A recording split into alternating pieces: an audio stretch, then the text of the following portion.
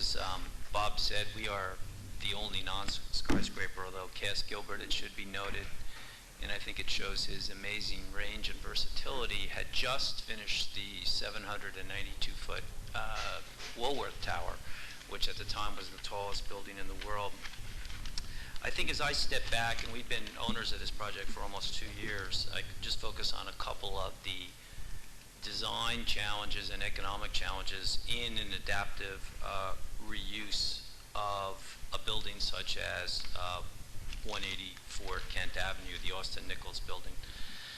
First of all, it's a 78,000 foot footprint. I think Jeff and Ron would tell you that that's not an ideal size for a residential building. It's 460 feet long from east to west, which is 46 stories on its side. It's 170 feet deep. And it's built right into the river. And all of those posed for our architects slice tremendous challenges. And the real challenge is, since we're going rental and not condominium, is designing appropriate size rental units. And so the way we did this, just to point out a couple of things, the 460 feet, rather than have a corridor which ran literally blocks long, we basically are dividing this building into 4 quadrants, each with its own separate core, so that the building, when you're upstairs, will have an intimate scale, and the corridors will be, very truncated and short. As Bob mentioned, to overcome the width of the building, so we didn't have units which were too deep, we've creating this massive central court from the 3rd floor up. And that central court will run 325 feet, or roughly the length of a football field, and it will be wider than a New York City street. And we'll landscape it so there'll be a beautiful interior garden in the center of this building. The other way we use these large footprints is we agree with Dan saying that there should be eyes on the street. So around the perimeter of the building, we're putting units. But on the first 2 floors, we're using these very deep areas to put in parking and retail and other big footprint uses where you don't need natural light. Turning to, I think, some of the economic challenges that are presented in a building in an adaptive reuse. First of all, as I mentioned, the building is built literally, the river at high tide comes right under our structure. And as was mentioned by Sean, there is a requirement for a shore public walkway, and that was a real difficult situation because the Department of Environmental Conservation, the state, didn't want anything built out over the river. It's a new administration, and they were opposed to that, and so we had to work closely with the city to put the shore public walkway inside of our building right along the river. The second challenge is that it's a tremendous timing issue for the developer because you have to go to the state, the SHPO, the State Historic Preservation Office, and then to the National Park Service.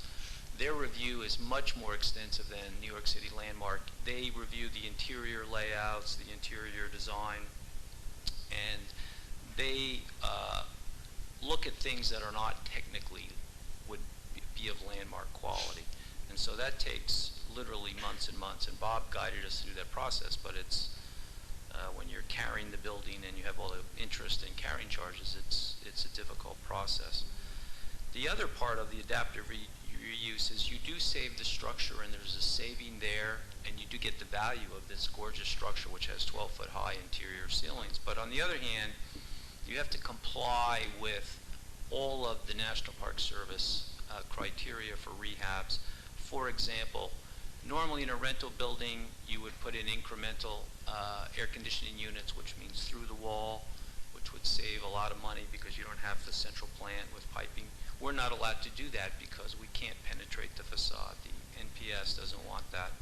Secondly, we have to put in custom windows because we have to, as Bob mentioned, we have to replicate what Cass Gilbert did in 1914. And finally, just moving right along, the biggest trade-off and subject of a tremendous issue for us was that the National Park Service will only approve a 1-story, what we call the overbuild, a roof addition. This building, as a consequence, when we cut out that central core, we're actually giving up about 115,000 square feet of developable area that we otherwise could have added to the roof. And that's one of the schemes. I didn't go through all the various schemes in the interest of time, but one of our plans was to build a 7-story roof addition, which would have recaptured. And to keep this as a landmark, we basically had to give that up. Now, on the plus side, we do get a conservation, what they call a conservation easement, which is a tax deduction for giving that area up.